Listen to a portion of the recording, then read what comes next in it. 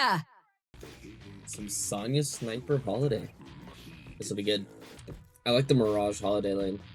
One thing that I'd like to note is that the Mirage has a lot of sustain in the early game, especially with how he tends to be built right now, with like Mystic Regen and like with the Scarabs.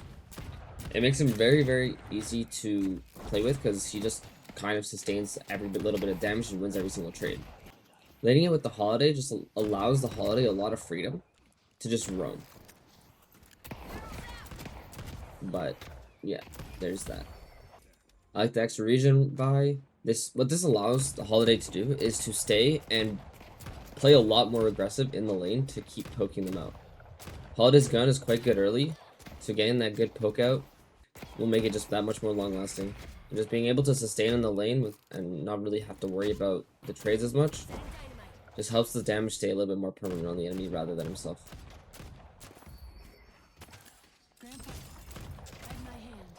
Good headshot with the crack shot. And he's just taking these angles, these very aggressive angles to just poke out the enemy and make it hard for them to really do anything in this lane. He's not making the lane free at all. He's putting a lot of pressure on them. And with the extra regen, he's just able to do this and get away with it. As he spoke about before, like he's utilizing the third-person angle or peeking to make sure he's able to play safe and take less damage in these trades. One thing I would like to point out though is he hasn't really used many barrels at all, which I think is a little odd, especially since they do quite a bit of damage. I do expect him to use more barrels more often now that he has the burst.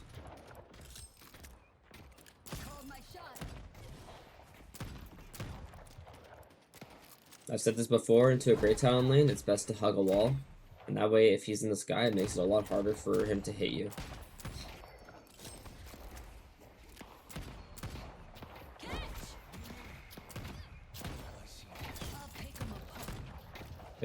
He's constantly taking these angles, these off angles. And you can see the Mirage taking the other side, kind of make it hard for the enemy to hide around anything. And they're just like, before anything else, they make sure that their wave is pushed. And I like this. They're playing for the tier 2. They paid attention to the respawn timers that the enemies did, or when they took the camp, and the moment they get the pressure on it in the lane, they're able to play for the tier 1.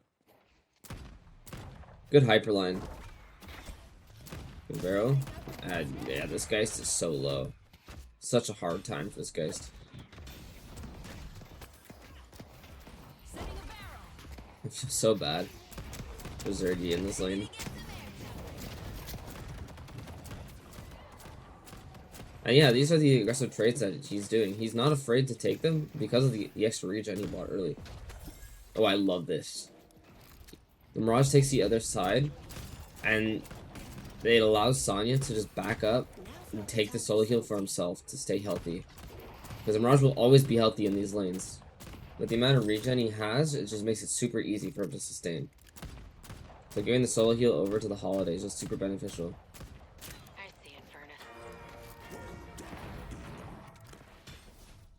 And that was the buff wave, so they're playing for it.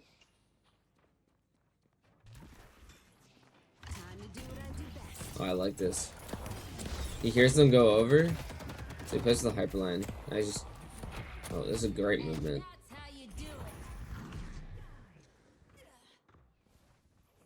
Good creative movement to get out.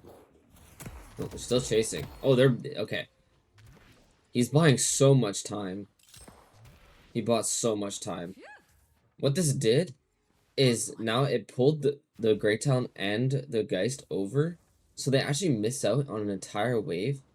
And you can see this without they didn't kill a single person, but the Mirage got the full solo wave, and they're just completely starved. That was beautiful time wasting. And now that it's approaching about the 6-minute mark, the Guardians will be a lot easier to take, so they're probably gonna look to take it relatively shortly. Yeah. Empty Dreams was playing it super aggressively, but even without the wave, he's not scared. Just like that, they get the tower, and what this does is it frees up the Holiday to do whatever she wants now. Oh, I love this. Immediately goes to the shot, buys the missile shot, makes sense. The key thing I'm going to say before is because in the recent patch, they changed how the boons work. So normally you would get, or before you would get your ult at 3.6k souls, but now you get it at 3.8. But because of the way that the game rounds, he's actually he's 21 souls like up to his ultimate. So just by staying close to a minion, he'll get his ult, and then he's going to look to use that to get a kill in the side lane and potentially push down this left tower.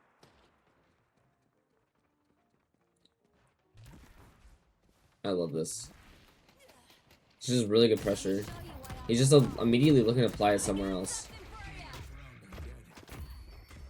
Picks up one soul.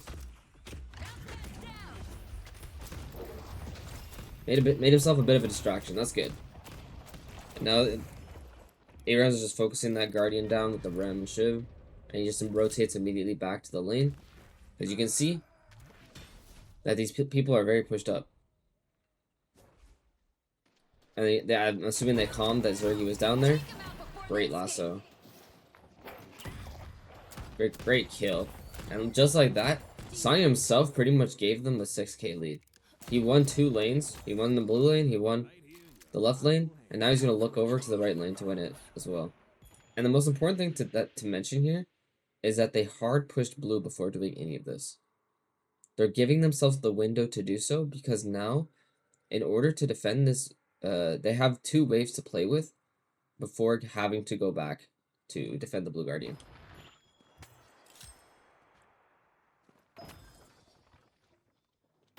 Yeah, I like this too. Sonya's being pretty adaptable. So the Mirage TP'd over and got to the right lane faster. So now Sonya's playing kind of in the in-between, scouting for them, and also gives him time to play for this blue wave. It makes it so he can catch it. Because no one else on Abraham's is able to claim it. And I like this. He knows he's playing on a weak portion of the map. So he immediately goes back and doesn't take this engagement. He is just trying to put some poke down, see if he can get a kill out of this.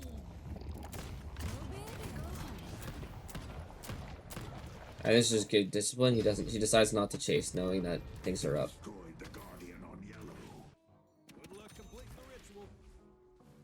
Actually, Spear for a little bit of extra damage, but the extra health is the key thing to note here. It gives him that much more tankiness in these little skirmishes, because he's going to look to be perma fighting. So having the extra health to play with just helps a lot. Okay, I'm pausing here. I know they're in the middle of the fight, but the reasoning that this is so cleverly done is this is a mistake I'll see all the time in any elo, is when you're looking for something, you want to have these windows and waves pushed. And what it does is it makes it harder for any team to react. So they have both the right lane and blue lane pushed out, and because of this, they're just able to look in these centers freely. So they're able to take this engagement and look for some fights. So that they can bring in Arzo, they can bring in Saint, and they already have the other 2 here. Because now, Buffenjors has to worry about these 2 lanes as well. Otherwise, their walkers are just going to take a decent amount of damage.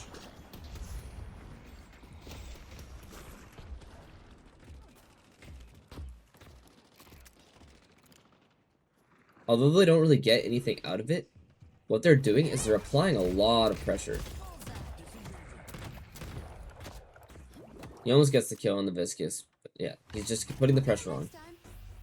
I like that he doesn't go back through the wave, that he's playing it safe. Yeah, he makes sure he pushes out at least 1 wave before going back and resetting. But yeah, now that he's gotten the HP from the heal minions, the extra health and the extra regen will just heal him up. So this way he can actually just continue to stay active on the map.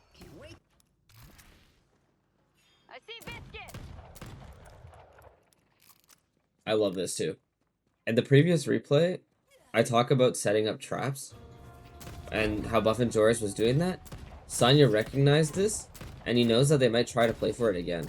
So he doesn't immediately take the vent to go up during the bridge with time because he knows that they might be hiding. So instead, he takes his time, takes a peek, and they accidentally show on the map. And they show themselves.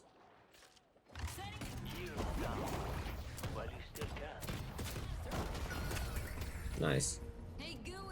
But you can see he's always pushing blue and then looking for a roam. It's just a push and roam, push and roam.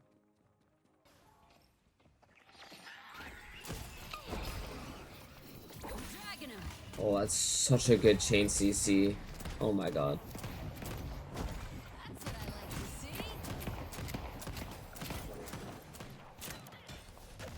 He understands the damage will wake him up, which gives him the opportunity to escape and gives them a chance to dodge the lasso. So he doesn't wait. He does a bit of damage, makes sure it's not enough to wake him up, and then lassos to continue the chain, just to guarantee the kill. I am curious how they are going to play this rift because of the new changes. Normally what will happen is with the new rift, a lot of teams who are ahead, it's roughly about 7% is when it's like between 5 to 7% where the rift becomes quite a task to contest. So a lot of teams will just give it and then just clear the wave and play around it, or at least take the fight afterwards. Because the comeback mechanics are quite strong, just like the previous urn. If not, they're a little bit stronger, because you actually get them without being fully behind. So yeah, they're just giving it.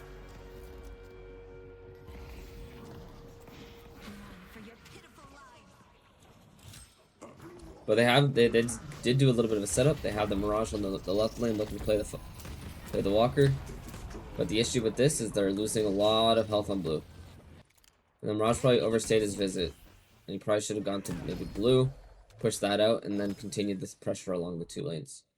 Because now their lowest walker is their mid walker, which is a little bit scary. Yeah, everybody's just kind of chilling right now. There's not too much to play for. There's not much jungle on the map. Especially with the new rift changes. The urn, or it's not an urn. There's not as, like, even though there's more to play for, they're a lot shorter. Oh, great bait.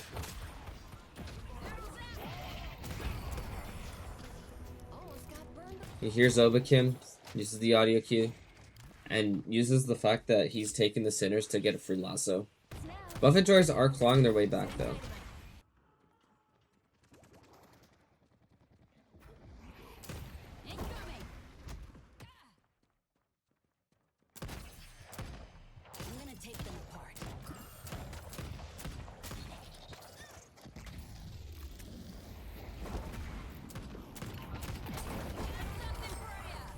Nice. Good little pick on Obakim. Obakim has been overextending a bit on quite a these plays though. He's getting caught out a lot, which is what you don't want to see. It's great to see for Abraham's though, because it's a free kill. They said 4 for urn pickup, and now that like you can still do stuff during urn, you can kind of do it past like innately. You don't have to worry about it too much. The only thing that you lose out of it is souls.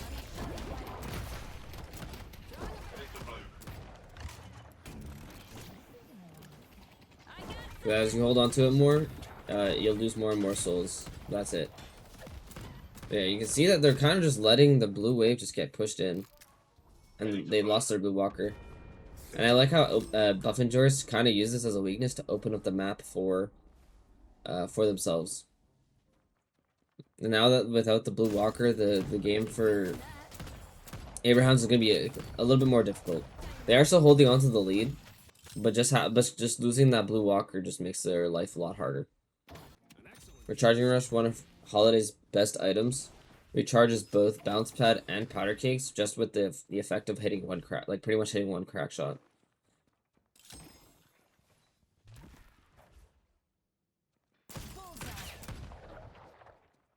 Again, like you can see that the Mino is hiding, trying to snuff some people out, look for a little bit of a cheeky play on the bridge buff. But Sonya reads this and he scouts it out, putting pressure on the Mina, getting her off of it.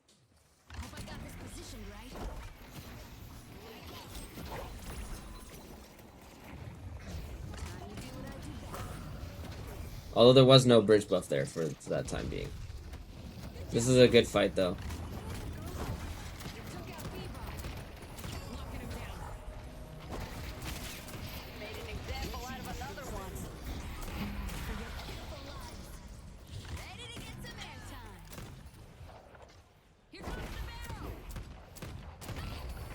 Nice. A 3-for-2 trade, you'll take those. Doesn't feel great though, especially since you lost the one of your carries. But you did end up killing one of theirs as well. Good counterspell. And good move to get out.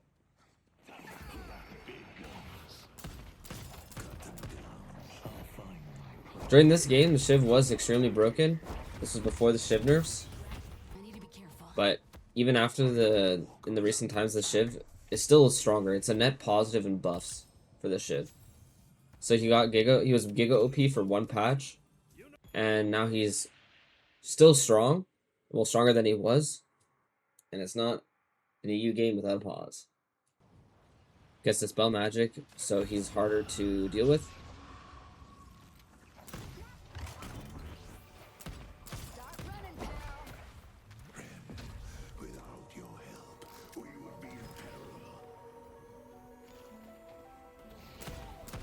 I do find this interesting that Bovengers are just deciding to give up this. Oh, okay, no, they do contest it. Good counterspell from the Grey Talon.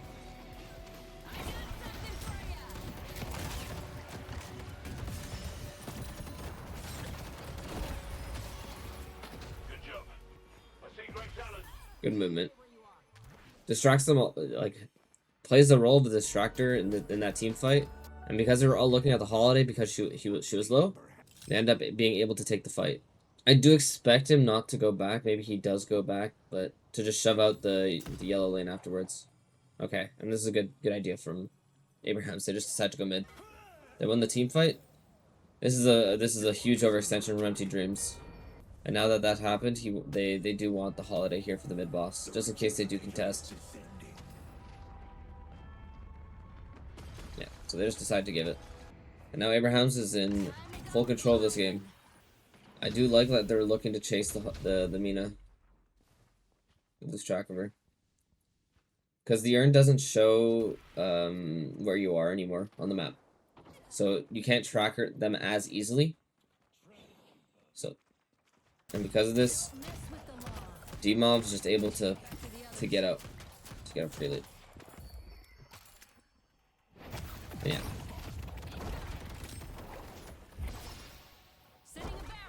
I like what they're doing here. They're deciding to push the left side walker because of the urn turn-in. They did send some people over to go look for it, because they don't want to lose it. They still want to get the urn if possible. But they're looking to put some pressure on the other side of the map.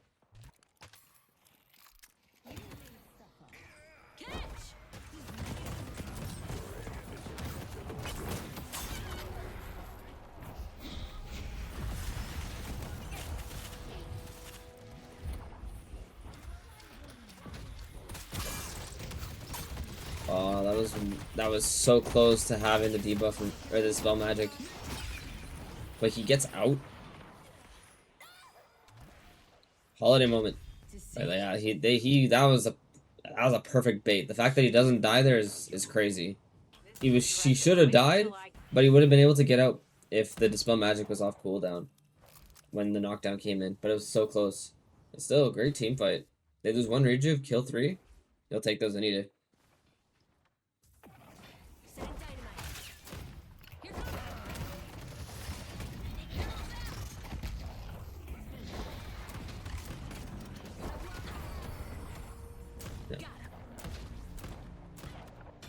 I do like how he's not scared of that. He plays his positioning really well. He uses the jump pad to escape or get out of the range of the Inferno. Because and I'm glad he didn't use the lasso. If he uses the lasso, it makes that fight actually harder for himself. Because he's pretty much pulling the Inferno into him, which will just allow him to get the ult off for free. So instead, he just plays his distance well, and he's able to just stall him out with the barrels. He also used the counterspell just in case he was in range. And he has all the tools to deal with the Infernus. The counterspell for the ultimate, the spell magic for the afterburn. The Infernus shouldn't be a problem for the holiday. And if he does decide to try and dash away, the powdered keg is just going to keep him in place. And he can also just look for the lasso. Shyerow buys Boundless, which is more damage.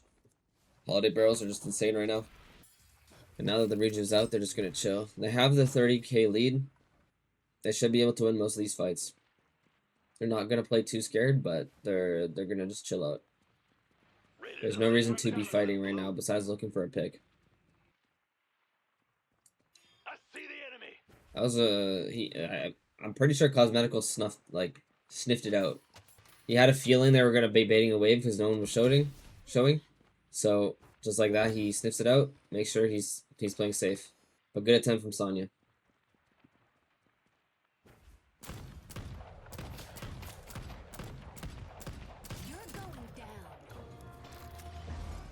I got the bridge wells, the rift spawning.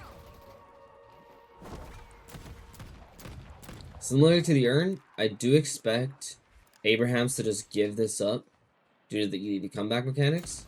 But I can also see a world where Buff and Doors just gives it up as well. Because they don't want to take the fight afterwards and lose out.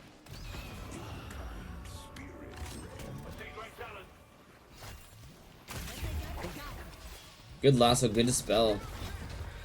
Great pick on the Viscous.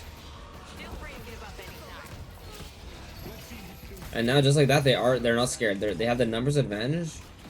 So they're not scared to take this fight. Even though they have the comeback mechanics, this fight should still be easy with the numbers advantage. Yeah.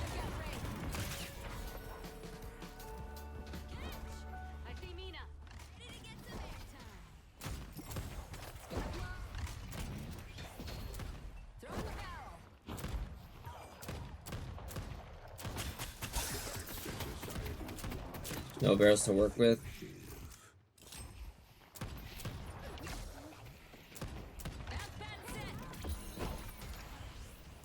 Good dodges from D-Mob to get out. They'll probably just look to take the Guardians. They're not going to look for a Shrine. They're not going to play too greedy. Because the mid boss is coming up. They don't want to try and do anything too fancy. Actually, they did get the Rift. So they might just look for it. But yeah, so yeah, they just back off. They don't want to play it too risky. The mid boss is spawning. If anyone dies, it makes this mid boss a lot harder. And they don't want to give the Buff and Joys a chance to come back into this game. So they'll probably just wait for Arzo to come back up, and then look to bait a mid-boss fight. By Spirit Resilience, because the entire enemy team is pretty much Spirit heavy, besides Zerky. Cosmetical does do some gun damage, but it's not enough to worry about. Duration for the longer lassos, as well as, yeah, just the longer lassos. I guess the stun on the two as well, but it's not that much to the point where it's worth it.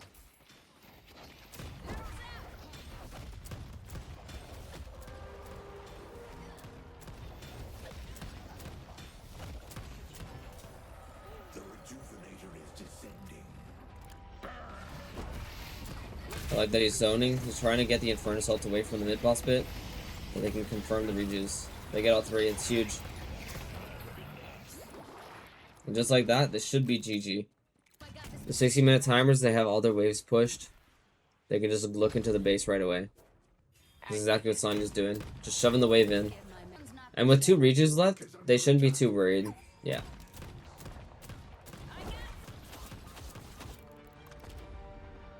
GG's. That was just a solid early game from Sonya. Allow them to dictate the early pace of the game.